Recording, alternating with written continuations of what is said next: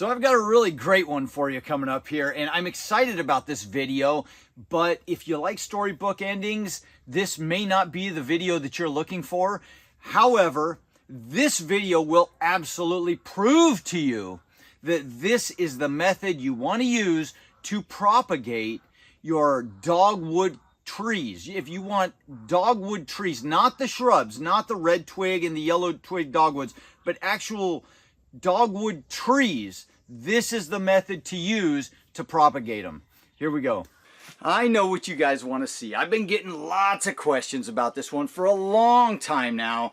People want to root dogwood trees. So we're going to go out today in my landscape and we're going to take some cuttings of some dogwood trees. And this is the tote that we're going to use. Now, by the time this video comes out, you probably will have already seen this little action going on right here.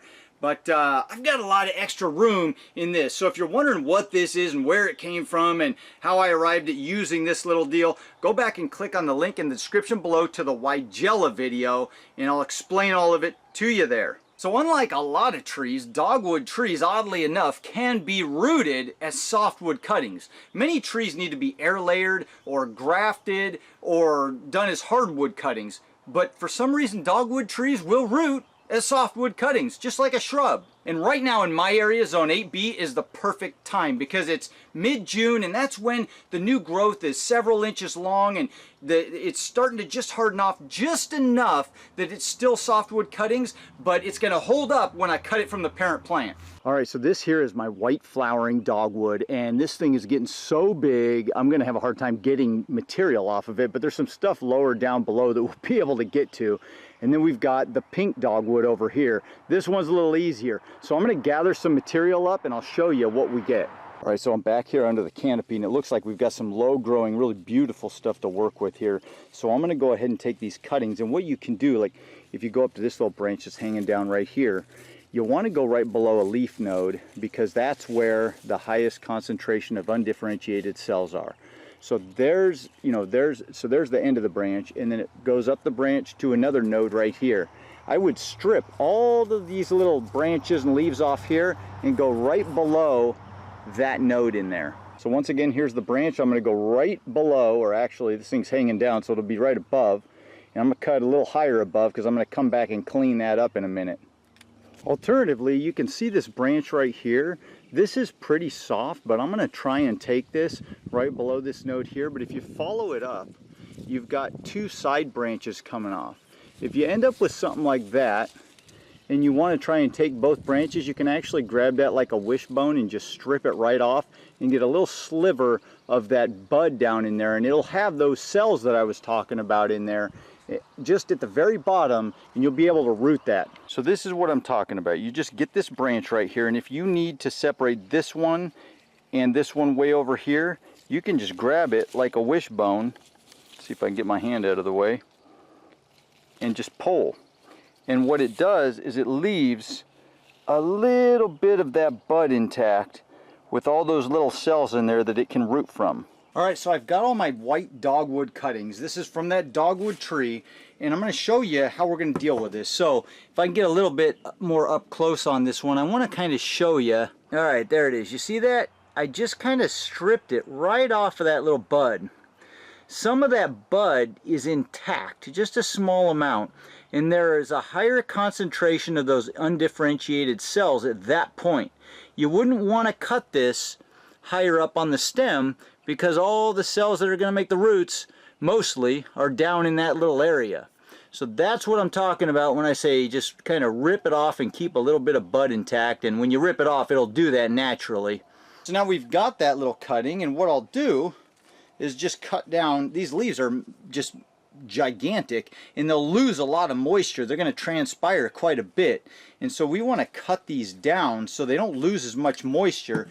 And then because they're softwood, we're going to put them in a frame where there's going to be a lid on them, and we're going to maintain humidity around these guys. So that's what your cutting will look like. You could strip this little top piece off too, but it's not too soft. It's actually firmed up enough that I think it's going to hold up just fine. You could even cut a little bit more leaf off. It doesn't really matter. It's not an exact science, but there's your cutting essentially. All you'll need to do now is dip that in some rooting hormone and get these guys stuck.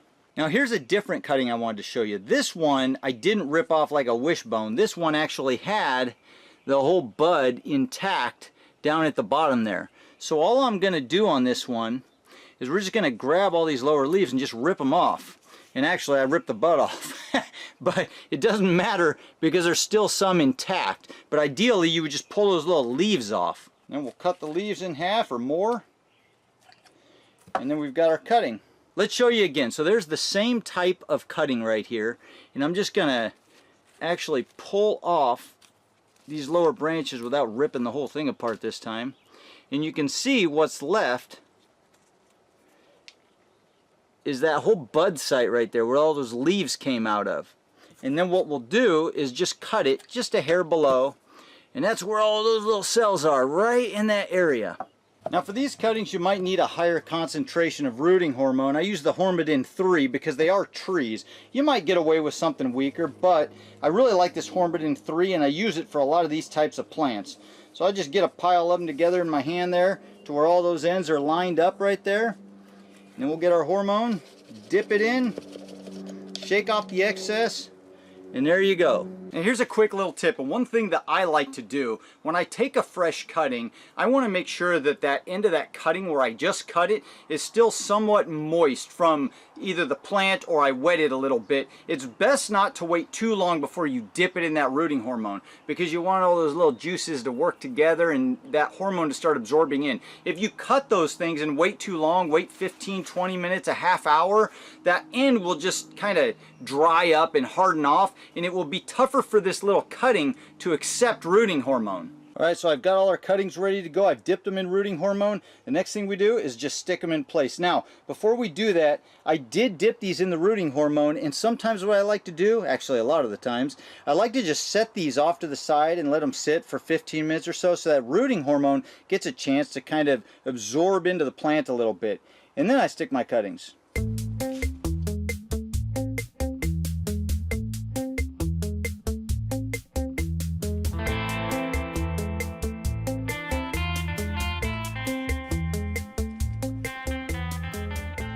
Alright, I've got enough room for 12 of the pink flowering dogwoods right in front.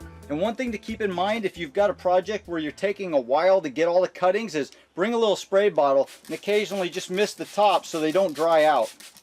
So there they are, all of them stuck, are beautiful white flowering and pink flowering dogwoods. Now, so we remember which is which, we did 12 of each right next to the Weigela here that we've got, and we did the white in the back and the pink in the front with the Weigela off to this side. So that'll help us remember because I'm not going to put a label in here. Got a little extra room here. Not sure what I'm going to do yet, but in the meantime, today is June 16th or 17th. I'll put it up here on the video.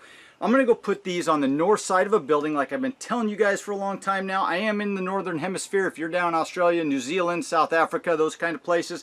On the southern hemisphere, then you'll want to put this on the south side of a building. You never want the direct sun hitting the plastic or they'll cook and they won't root. So we'll give these a little time and we'll come back when something's happened. Here we go. So today is October 29th. And look at that, we've got no more leaves. The leaves all fell off. It's getting cold, and I actually went in there and pulled all the leaves out the other day. You can see we had our lid right here, and we pulled that off just now. I've had the top of these lids opened up for a couple months now. We had our Weigela in there. We pulled all those out. And these little dogwood trees have just sat in here all that time. I've done nothing with them but make sure they've got some constant moisture in throughout there. But let's look at something because I know this is what you guys are excited about. Here we go. We've got roots. We've got roots on this little guy right here, and we've got roots on this little guy. And in fact, I think I even see roots. Are those roots right there? I believe they are. I believe we've got roots on that one right there too. So we've got roots starting to form on these. Oh, look, another one. I didn't notice that until just now. We've got roots forming on these little guys. Now, it is getting cold and it's going dormant, and so we're not going to see much more happen. So I'm going to take this and bring it inside the hoop house for the winter. So let's take a look at these guys in a more well-lit location. So if we look closely, I'll have to go back and look at this video, but I believe this front row were the white dogwoods, in the back were the pink dogwoods. I'm going to have to go back and look at that. But you can see, here we go, a little bit more light. Let's just check up on this. So this wasn't roots. I thought that was roots. It's actually, I don't know what that is. A little fungus in there or something. But we definitely have roots right here on this one. Now, if this one is actually different from this one, it's in a different row, and so I know I've got at least one white and one pink. And then I just noticed this little hairline root down in there starting to come out. So I've got at least two of those in one of these. I'm pretty sure, like I said, the front are the white and the back are the pink. Now, does that mean that what we got here is just what we got and we got to live with that? So what would that be? 3 out of, is that 24? Well, that's not entirely the case, because these things can take a long time to root. Now, I'm looking right now and I can see that's a rotted cutting. So we're not going to get 100% to root, and I've already lost 2 that I pulled out a little earlier in the season. But if we give them more time, a lot of these will make it through the winter, and some more might root. I'm sure more of them will root. I did this in a video several years ago, probably about 4 years ago, and they actually started rooting in the spring, not so much in the summer and fall. So I know that a lot of them have built up callus. I know a lot of these are healthy. They're still green, they've still got nice buds that aren't falling off, and they look good. Now, all I really need to do is just put them in a place that's protected, and I don't mean a greenhouse, I mean just protected. Somewhere protected from the rain and the snow and wind, that kind of thing. It could be a back porch. I'm going to put them in here. This is not heated at all. And then we'll just see what happens. Come spring, some of them may start waking up and we might get more than we anticipated right now. Oh, and one more thing. You could probably take the plastic covering off of this now, as long as you've got it somewhere protected. Why? Because the plastic covering was only there to keep those cuttings humid and somewhat moist so that they didn't dry out through the summer. Now we've gone dormant, they've lost the leaves, and it's pretty cold right now. There's not a lot happening with these cuttings. They're dormant, and so they're really not going to lose any moisture from the cuttings unless it's in a real high wind, just dry, freezing area. But you're not going to do that. You're going to have them in a protected environment, and that could include your unheated garage or maybe a shed or something like that. I wouldn't put these inside the house through the winter, though. They are trees, or they're tree cuttings, and they really need that dormancy period to kind of go to sleep, have that energy stored up, and then in the spring, take off and start growing again. All right, so here we are. It is finally spring, and we've got a lot going on around here. Really excited for everything that's happening and future plans. However, I was walking through the hoop house, and I've been waiting on this project, and in the same fashion as those Japanese maple seeds that got attacked by mice, we're going to see another similar video. Yes, I know. This is absolutely depressing. I noticed it, and you know, what are you going to do? I've been propagating plants as long as we've lived on this property. For probably 16 years we've been here now, almost 17 years. And I've never struggled with mice as an issue for plant propagation until the last couple of years with those Japanese maple seeds and with these dogwoods. But I'm going to show them to you right now. They all, every single one of them, got eaten back by mice. And I've been sitting here waiting since I noticed it to see if new growth would come up from them, but it's not. They didn't make it. I've got these beautiful roots on these things, and the mice ate them back. And so I have no new buds down below. But what this does, unfortunately, I mean, this is just very unfortunate. Look at those, tons of roots in that one. I mean, they're all rooted. Look at that. They're all rooted, man. It's just, it's so depressing. I'm going to have to figure something. Look at that. They're all rooted. I'm going to have to figure something out for this because, but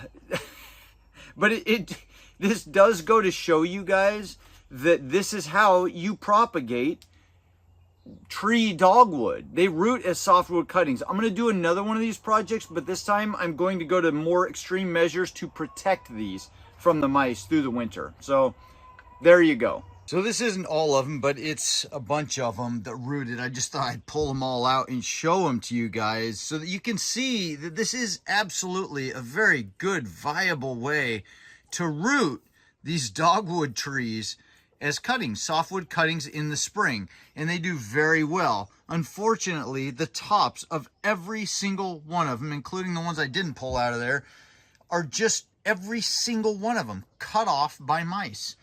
And I'm gonna have to figure something out. I've never struggled with this before until the last couple of years, but I've got 4 cats roaming the property now, so I'm hoping that helps take care of some of the problems.